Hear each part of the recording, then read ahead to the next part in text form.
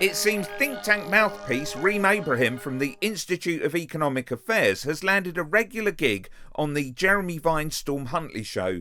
Here she is with a completely dumb statement.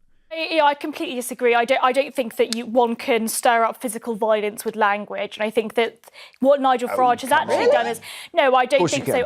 People like Reem provide a presentable face to make the extreme views of think tanks who are funded by dark money seem palatable. Here she is called out by George Monbiot on Politics Live. The country is suffering. And on whose behalf are you talking?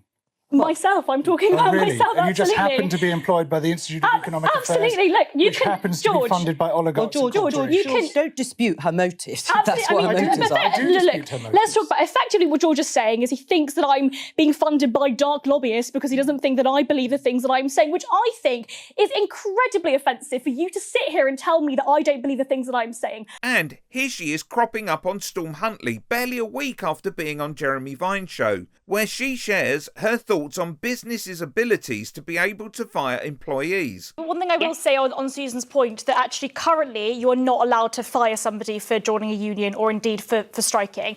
Now, I think that I spoke about those legal privileges that unions have effectively lobbied the government for. I would do away with most of them. I think that it's unfair for when businesses lobby the government for special privileges.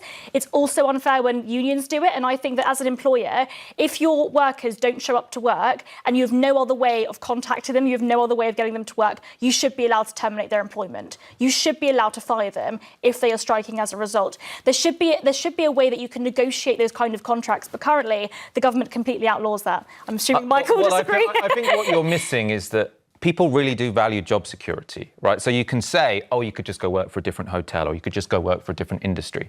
People, it's the same with housing, right? We're talking about this when it comes to sort of renters reform.